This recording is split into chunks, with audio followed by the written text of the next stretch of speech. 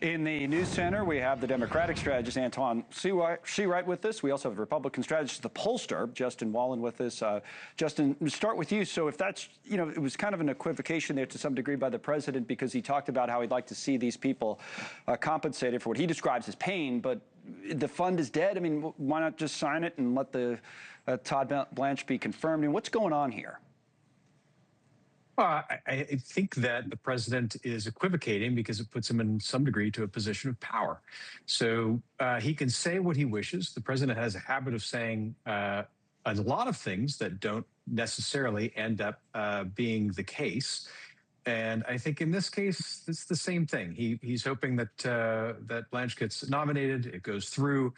Unless something's signed and sealed and this other item is put to rest permanently, it really isn't. I think we all know that. The president's just kind of trying to navigate his way through as we get through midterms and the final bits of legislation.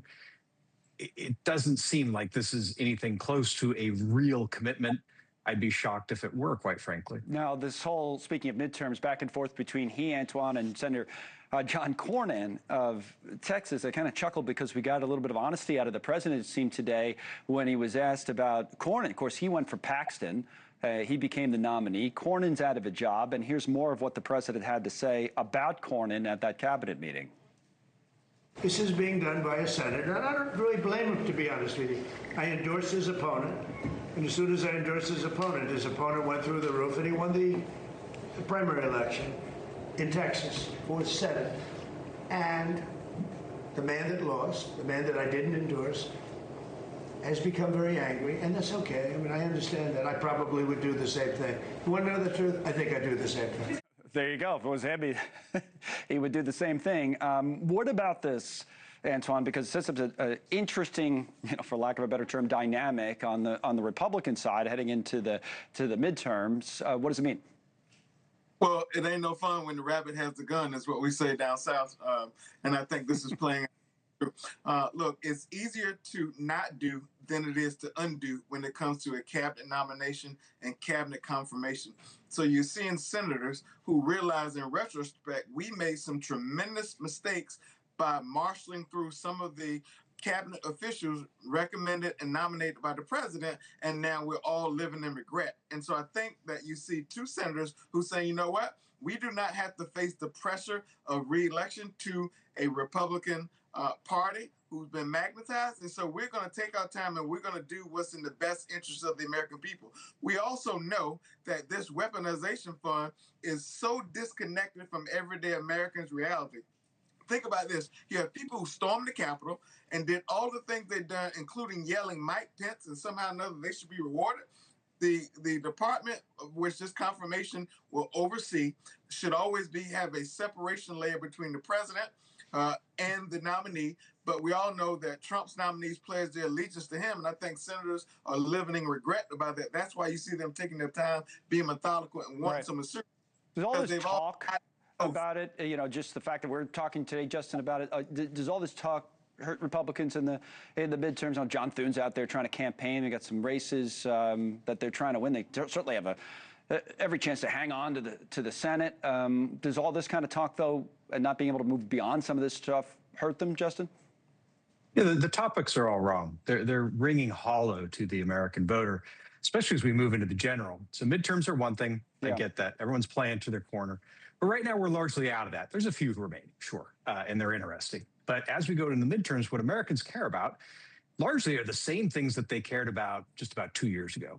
And what they see is the world hasn't changed for them for the better. And it's a massive problem. We see the same kind of disconnection with Trump and the American voter that we saw with Biden and the American voter. The economy's fine. It's not fine for most Americans, and they know it and they see it. These are problems.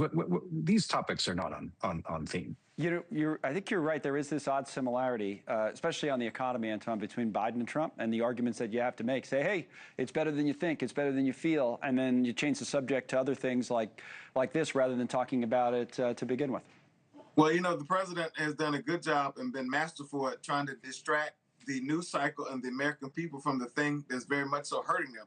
I like to say Feelonomics is the best way to measure the economy. That's the one that everyday Americans are feeling, the residue of Trump putting his paws on the economy. And when they go in denial about the affordability crisis, like we've seen from the president, it only strengthens the case for Democrats to be able to slush Republicans in the midterm election. Every single major issue that Trump and Republicans campaigned on in the last election cycle, they find themselves underwater on those issues. So it's a chance for Democrats to swim to shore and rescue the American people. Now, whether the Democrats take advantage of that, whether they move too far to the left, all that, those are all separate questions, by the way, which we're going to deal with here in a few minutes.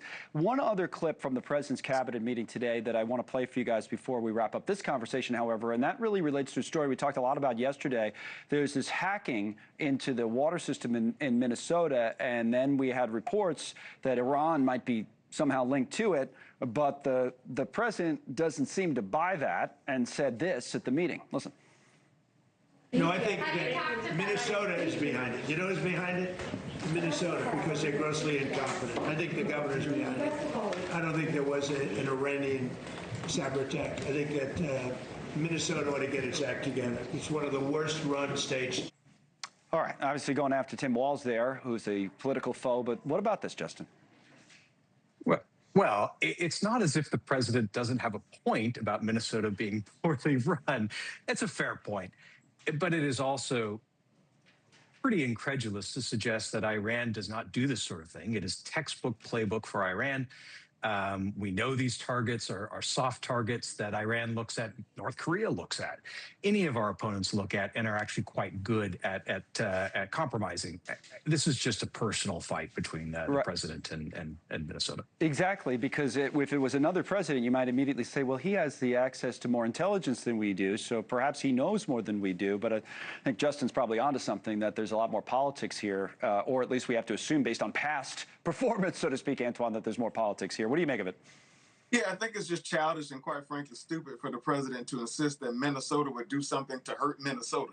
Like, that doesn't even make sense. Quite frankly, I think that this should be where the legislative branch of government, who supposed to provide oversight to the executive branch, come together in a bipartisan way and say, you know what, we have to prevent these things from happening, because as Minnesota today, it could be Mississippi tomorrow.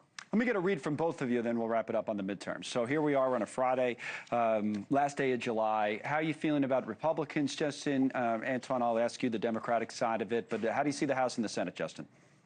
Senate, I think, stays Republican. I think Michigan and Maine are illustrating that very clearly, and I think the House goes Democratic. Okay, yep. Democrats seem to be favored in the House, but is Justin right, Antjuan, that if it was today, Republicans would hang on, even if just barely in the Senate?